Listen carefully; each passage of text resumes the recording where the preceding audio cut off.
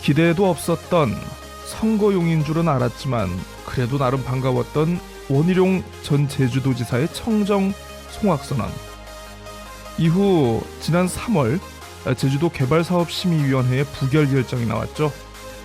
사실상 무산된 줄 알았던 제주 동물 테마파크 사업이 최근 사업기한이 1년이 연장되면서 극적으로 부활했습니다. 반대에서 찬성으로 돌변한 전 마을이장에게 뇌물과 이 변호사 수임료를 건넨 사업자 등 양측이 배임 혐의로 고발이 돼서 재판이 예정되어 있는데요. 전 마을이장의 변호사가 다름 아닌 고영권 제주도 정무부지사라는 사실이 새롭게 확인되면서 파장이 커지고 있습니다. 오늘 고칼의 제주팟 이슈 인터뷰는 모처럼 이상영 제주시 조천읍 선을 이리장님 모시고 관련 얘기 나눠보도록 하겠습니다. 네, 이장님 오늘 저희 또 스튜디오 제주팟에 모시게 됐습니다. 이장님 안녕하십니까? 네, 안녕하세요. 초대해 주셔서 감사합니다. 네, 저희가 3월에 인터뷰를 했고 네. 그때는 이제 제가 선을 이리 리사무소로 직접 가서 인터뷰했는데 오늘 또 정말 모처럼 이렇게 뵀습니다. 시내에서 이렇게 뵈니까 더 좋은 것 같아요. 네. 좋은 일로 자주 뵈야 되는데 오늘 네. 또 저 불편한 얘기를 좀 이렇게 해야 될 것 같아서 오늘 이장님께 네. 좀 잘 들어보도록 하겠습니다. 뭐 그동안 뭐 근황은 뭐 간단하게 소개해 주실 만한 거 있습니까? 어떻게 지내셨습니까? 여전히 뭐 제주 동물 테마파크 사건 때문에 그 주민들이 너무 바쁘시고 힘든 나날을 보냈고요. 사실은 11월 달 이 개발사업심의위원회로 좀 끝이 났으면 좋겠다라고 해서 총력을 다했는데 연장이 되게 돼서 주민들이 좀 실망한 부분이 좀 많습니다. 네. 아유, 네 그렇습니다. 이게 참 끝나나 싶었는데 이게 무슨 좀비도 아니고 그게 말입니다. 사업 자체가 좀비인 것 같습니다. 좀비. 사업자의 힘이 크다라는 생각이 들 수밖에 없는 상황이었어요. 네, 그렇습니다. 자, 어쨌든 그 말씀하신 대로 지난주에 이 개발사업 심의위원회를 통해 가지고 당초에는 원래 3년 연장을 요청을 했는데 이게 심의위원회에서 1년 연장 결정이 내려졌다라고 합니다. 여러 분위기를 봐서 사실상 이제 정말 끝나나 싶었나 많은 기대를 하셨을 것 같은데 굉장히 좀 약간 좌절을 하셨을 것 같습니다. 그때 심경이 어떠셨습니까? 사실은 뭐 3년 연장은 아니어도 1년 연장이 되지 않을까라는 짐작은 했지만 그래도 일말의 기대는 있었죠.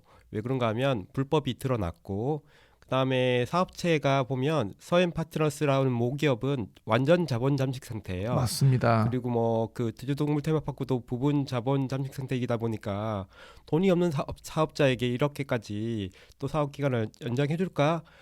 제주도에게 정말 많은 패를 저희가 줬다라고 거꾸로 생각하거든요. 그러니까 부결시킬 수 있는 패를 줬음에도 불구하고 부결을 못 시켰으니까 그 부분이 많이 안타깝습니다. 그렇습니다. 지금 잠깐 얘기를 해주셨는데 사실 뭐 이제 그동안 오랫동안 오랜 기간 사업을 안 한 것도 안 한 거지만 이 기업 자체가 돈이 없어요. 돈이. 그러니까 뭐 원래 이제 모기업이 쩐주 역할을 해가지고 모기업이 돈을 받기로 했는데 모기업도 투자를 안 하겠다 했지. 이제 이 기업이 어딜 가가지고 무슨 돈을 빌려가지고 대출을 받아서 자기네가 사업을 일으킬 수 있는 상황도 아닌데 참 저도 좀 약간 이해가 좀 안 되는 상황이 좀 많긴 합니다. 자, 어쨌든 좋습니다.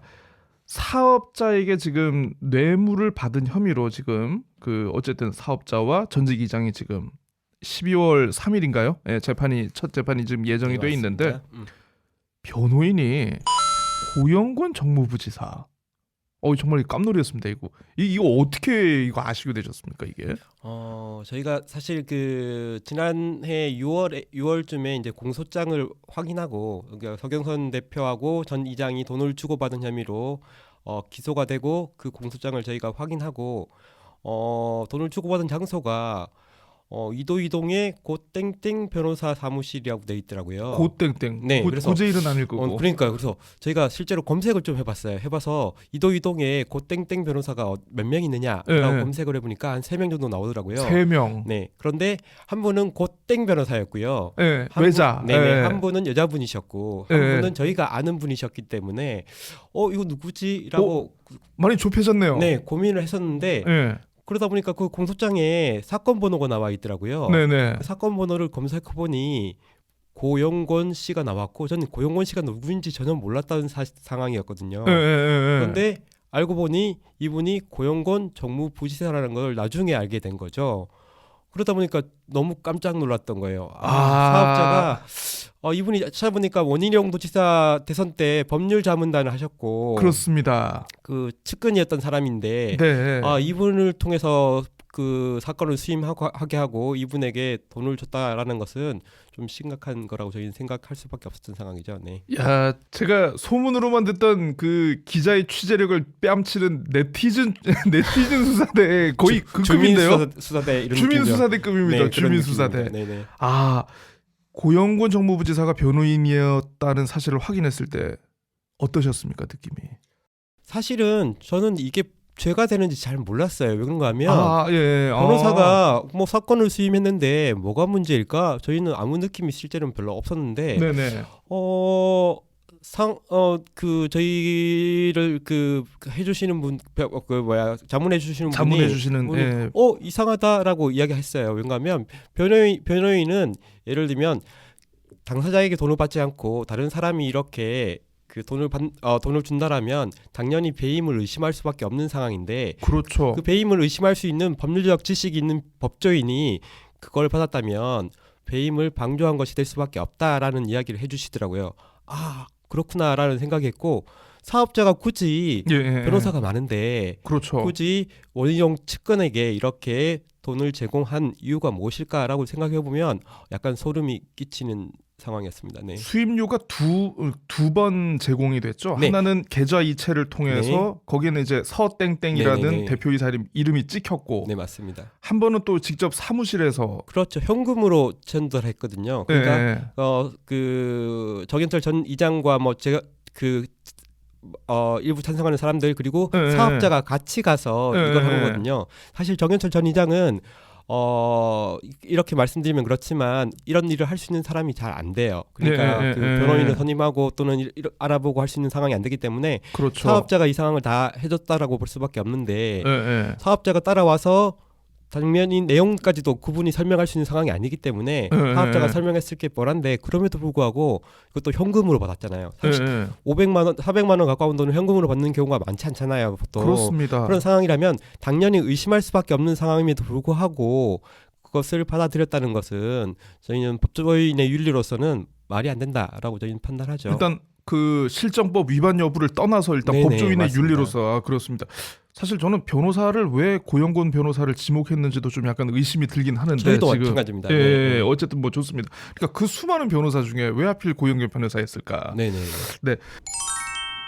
어쨌든 뭐 지금 대충 어떤 상황에 대해서 지금 문제라고 보는 것인지에 대해서는 사실 오늘 뭐 길게 얘기할 사항은 아니고요. 어쨌든 이 반대위 그리고 마을회에서 이제 문제 제기를 한 이후로 당사자는 사실 공식적인 코멘트가 없었습니다. 제주 MBC 뉴스 보도 리포트를 통해서 본인은 몰랐다라고 얘기를 했고 그 다음 날 본인이 뭐 직접 기자들에게 설명한 것도 아니고 공보관실의 해명 자료를 통해 가지고 나왔습니다. 일단은 그 본인이 없으니까 일단 그 내용은 제가 좀 잠깐 소개를 좀 해드려야 될 것 같습니다. 공보관실 통해 가지고 사실은 이렇습니다라는 내용으로 나왔는데요. 고영권 정무부지사는 동물 테마파크 관련 변호사비 수임료 수령 당시 출처를 알고도 묵인했다는 보도 내용과 관련해 사실이 아님을 밝힙니다. 고용권 정무부지사는 지난해 7월 정무부지사 지명 이후 사건 정리 과정에서 자금 출처를 알게 되었습니다. 또한 수임료 대납 관련 내용은 경찰 참고인 조사를 거쳐서 이미 마무리된 사안임을 알려드립니다. 향후 보도에 참고해 주시기 바랍니다. 이렇게 짧은 내용으로 나왔습니다. 네. 신빙성이 있다고 보십니까? 사실 이 내용을 저희가 고영권 정무부지사에게 약간 흘렸어요. 흘렸다라 하면 저희가 그 11월 23일 날 저희가 그 농성을 했었잖아요. 네, 그렇습니다. 농성을 할 때 고영권 정무부지사 수사 정보계를 통해서 고영권 정무부지사하고 통화를 했고요. 통화하면서 이제 저희가 밤샘 농성을 하면서 나와달라고 좀 이야기를 했어요. 나와야 될 이유가 있다. 당신은 나와달라라고 하면서 동물 테마파크하고 사업자 측과 어떤 교류가 없었는지 저희가 물었어요. 예, 예, 예. 물자 그게 밤 9시쯤이었는데요. 예, 예. 약간 당황하시더니 멈칫하시더니만 이렇게 답했어요. 저는 양심에 거리끼는 일이 한 일이 없다. 저희는 만난 적이 있느냐 없느냐를 물었는데 양심에 거리끼는 일이 한 적이 없다라고 하면서 그 밤에 안 나오시더라고요. 오, 대박. 네, 그런 상황이었어요. 이 상황을 좀 살펴보시면 저희가 그 이 사건과 관련해서 서울 1위를 압수수색한 날이 2020년 7월 20일이었어요. 7월 20일. 네. 7월 20일이라는 건 정무부지사가 이미 내정되기 하루 이틀 전이었거든요. 아. 네네. 그럼 정무부지사가 이 수사를 받은 건 언젠가 하면 압수수색이 끝나고 자금 출처가 확인된 거라고 생각하면 뭐 그 뒤에 한참 뒤에였겠죠. 예, 예, 그 예. 내용을 확인하지 않고 그분을 불렀을 리는 없을 거잖아요, 경찰이. 그렇습니다. 그렇게 된다면 정무부지사 이분이 아까 참고인 조사를 받았다고 말하는 시기는 예, 예. 정무부지사 당시나 예. 아니면 이미 그 지명됐을 때 이 시기였다는 거죠. 그 사이였겠죠. 예. 네네. 그런 상황이었는데 이분이 이 상황을 몰랐다라는 건 정말 말이 안 되는 거고요. 그리고 우리가 고발한 내용이 뭔가 하면 원희룡 도지사 그리고 예. 서경선 대표이사를 고발한 내용이거든요. 예, 예. 고발장을 이미 보신 분이 서경선을 몰랐다라고 말하는 거는 말이 되지 않죠. 그렇죠. 네, 고발장의 그 내용이 뭔가 하면 서경선 대표이사를 고발하는 내용인데 예, 예. 서경선은 이름으로 돈이 돌았는데 그걸 몰랐다라고 말하는 건 그건 거짓말이죠. 야, 이거 좀 약간 합리적으로 좀 뭔가 좀 이 고용권 부지사의 해명을 좀 약간 납득하기가 좀 약간 어렵긴 하네요, 이게. 믿을 수가 없죠. 네, 그 부분은. 예, 예. 그리고 어쨌든 뭐 그렇습니다. 그래서 뭐 사실 뭐 이거는 뭐 좀 더 따져봐야 될 일입니다만 좀 더 따져보기 위해서 혹시 고발 계획 혹시 네, 저희 하고 이번 계십니까? 주 내로 어쨌든 그 고발장을 정리해 볼 생각이고요. 네. 관련 혐의나 이런 것들을 좀 어디까지 고발할 것인지에 대해서 고민을 해볼 거고 다음 주 내에 아마 고발장이 접수될 거고요. 이 사건이 실제로는 12월 3일 날 열리는 재판의 내용이거든요. 실제로는. 네, 예. 재판과 관련해서 어떤 지금 주민들과 그 많은 사람들이 엄벌 탄원서를 지금 많이 작성했거든요. 한 1,500여 명이 주민들에서 와. 엄벌 탄원서를 만들었고 예, 예, 예. 그래서 그것과 함께 고발장을 같이 이렇게 제출할 예정이고요. 그다음에 12월 3일에는 재판에 참가해서 서경선 재판에 참가해서 이런 어떤 식으로 진행되는지 주민들이 같이 참관해서 볼 생각입니다. 네. 아, 전 지금도 그 수임료 받은 통장에 뭐 어쨌든 서경선 이렇게 이름으로 들어왔는데 그러면 최소한 그게 어느 사건과 관련된 수임료인지는 본인이 확인을 하셔야 될 게 아닌가 싶긴 한데. 그게 당연히 상식인 게 왠가하면 그 당사자하고 이름이 다르면 당연히 이게 어디서 그러니까요. 왔지라고 판단하는 네. 게 당연한 건데 이걸 뭐 정무부지사 지명되고 나서 확인했다라고 한다라는 거는 말 그대로 그러면 그 회계하신 분을 잘라야죠. 그렇게 되네요, 이게 네네네. 또. 아, 참 그렇습니다. 근데 아마 이 법조 윤리가 굉장히 강한 또 직종인데 뭐 나름대로 그런 바닥에서 이걸 몰랐다는 건 좀 약간 저도 좀 납득이 잘 안 되네요. 어쨌든 좀 이해를 해보려고 해도. 자, 그렇습니다. 근데 그 고영권 정무부지사의 변호인 선임 그리고 이후에 정무부지사 임명 송악선언 이후 뭐 그쳤나 싶었는데 개발 사업 1년 연장. 이 제주 동물 테마파크 사업과 관련해 가지고 좀 약간 이해할 수 없는 최근의 일련의 흐름 나름대로의 상관관계가 있다고 보십니까?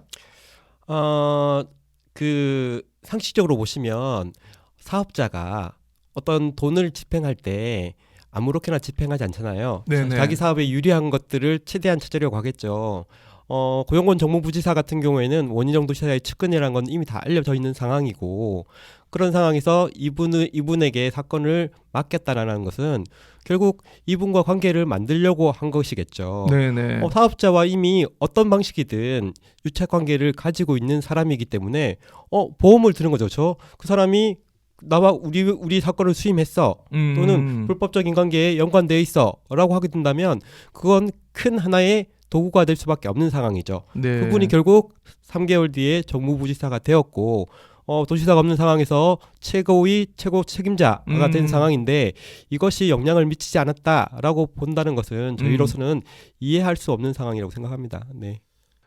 개인적으로 그런 생각을 좀 해봤습니다. 행정부지사라는 직책이 있고 정무부지사가 있지 않습니까? 네. 사실 정무부지사는 좀 약간 어떤 정무적인 역할, 쉽게 얘기하면 네네. 어떤 정치의 영역과 관련된 네. 것이거든요. 법적인 책임에 대해서는 뭐 본인이 회피할 수 있을지 몰라도 도의적인 책임, 정치적인 책임이란 말은 아마 이런 때 쓰라고 있는 말이 아닐까 근데 싶습니다. 행정부지사 같은 경우에는 어떤 그 행정 관료였잖아요. 그렇죠. 그러니까 관료죠. 그분들에게 네. 접촉하기는 힘들었을 거예요. 네네. 하지만 정무부지사는 변호인이었잖아요. 변호사였잖아요. 네네. 접근할 수 있는 통로가 정말 많았죠. 특히 법적인 소송 사건에 있어서 자기들의 사건을 수임하게 한다든지 이런 방법들은 저희가 뭐 언론에서 보면 늘 일어나는 뭐 대장동 사건이나 이런 것들을 보시면 늘 일어나는 일들이잖아요. 네네. 그걸 그렇습니다. 통해서 뭔가를 또 이익을 전달하고 또는 그걸 통해서 수익을 전달하는 방식으로 연결되게 만들고 또는 거꾸로 꼼짝 못하게 만드는 방법으로 저희는 사용하지 않았었나라고 저희는 생각할 수밖에 없어요. 네, 그렇습니다. 그러면 저 이장님, 그 일단 저희가 좀 더 못 나눈 인터뷰는 다음 기회에 다시 하도록 하고요. 일단 네네. 이장님 좀 바쁘십니다. 오늘 혹시 오늘 마지막으로 한 말씀 뭐 좀 하시고 싶은 거 있으신지? 저희는 어쨌든 제주도 도정의 최고 책임자가 제주동물 테마파크 사업자와 연관되어 있는 것이 확인됐고 그런 상황에서 지금 그 정무부지사직을 수행한다는 건 말이 안 된다고 생각하고 당연히 사퇴하시고 그런 상황에서 제주동물 테마파크 개발사업심의위원회가 열린 것 자체가 매우 불공정하다라고 생각하기 때문에 다시 개발사업심의위원회를 열어서 공정하게 이 사안을 심의해야 된다라고 저희는 생각하고요. 주민들은 이를 위해서 열심히 싸울 겁니다. 주위에서도 많이 응원해 주시고 관심 가져주시길 부탁드립니다. 네, 12월 3일 이 배임 수재와 관련한 배임 수재와 배임 증제와 관련한 첫 재판이 있고 그와 관련해 가지고 반대 대책위 그리고 마을회에서 뭔가 이렇게 행동에 나서실 예정이라고 하니까 이후 상황은 차차 보면서 다시 한번 우리 이장님 모시는 시간 가져보도록 하겠습니다. 바쁘신데 오늘 진짜 귀한 시간 너무너무 감사합니다. 아유 감사합니다. 다음에 다시 한번 모시도록 하겠습니다. 고맙습니다. 감사합니다.